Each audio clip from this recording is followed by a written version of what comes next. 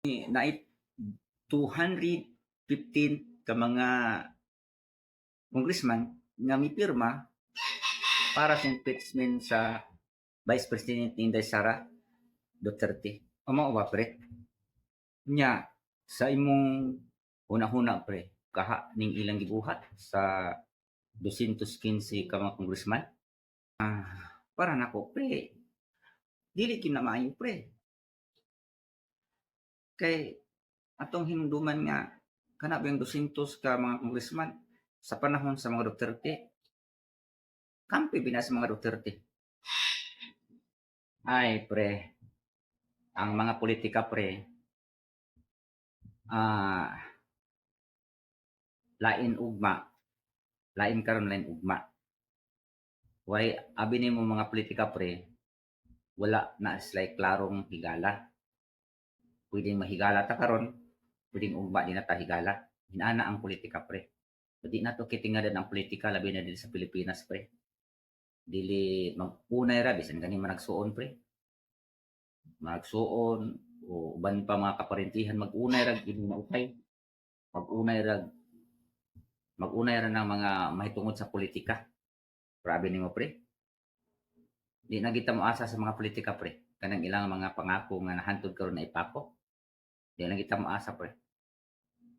Kay mayroon na sila mangako pre. Umanaad panahon sa eleksyon o kay eleksyon. Parang ilang panaad pre. Dili gina matuman hantod mahuman ang ilang termino.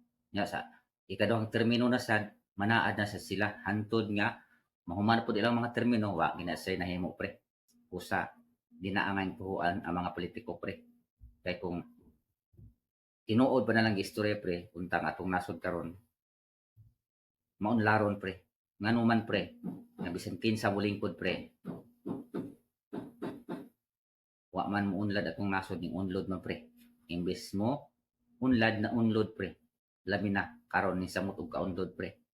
Nya ang mga droga pre, ning daghan na pre. Wa na daghan na kayong balita pre, kung matanaw da pre diya sa radyo ug telebisyon pre ang mga balita pre. Patay dinhi, patay dito, patay ang tibok pamilya tungod lang sa mga adik nga pamilya. Ato nang di na malilong pre. Usa ang ato niini pre, pagpaningkamot lang ato pre. Di tamutuan na ng pasalig sa mga politiko.